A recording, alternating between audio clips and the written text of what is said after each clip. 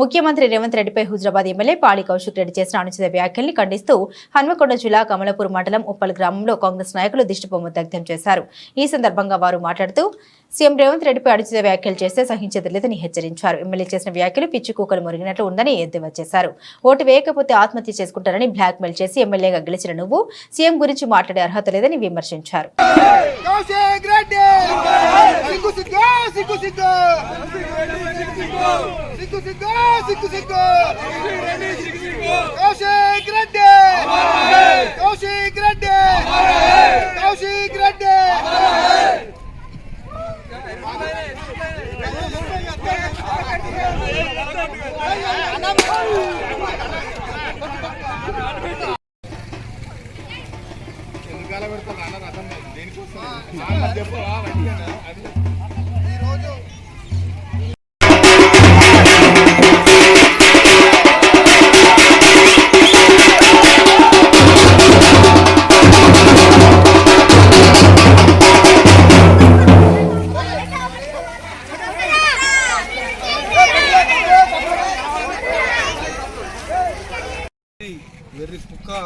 వెర్రి కుక్క మురిగినట్టు అచ్చిరాని కూతలు కూర్చున్నాడు.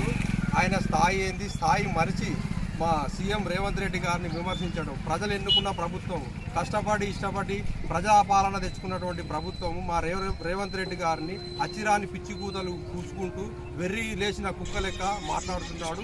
పొద్దున్న దాకా మంచి కుక్కలు మురుగుతాయి, తెల్ల రాత్రి మంచి కుక్కలు మురుగుతాయి, పొద్దున్న దాకా చెడు కుక్కలు మురుగుతాయి. అదేవిధంగా బిడ్డను భార్యను పట్టుకొని నాకు ఓటైపోతే నేను చనిపోతా అని హుజరాబాద్ ప్రజలను బెదిరించి మభ్యపెట్టి ఒక శాసనసభ్యునిగా గెలిచి ఇటువంటి ఈ హుజరాబాద్ ప్రజలు ఎంతో అవమానంతో కుంగిపోతున్నారు. మేము ఎందుకన్నా ఓటు వేసి శాసనసభ్యునిగా గెలిపించుకున్నాము మేము అని కౌశిక్ రెడ్డి గారిని విమర్శించడం జరుగుతున్నది.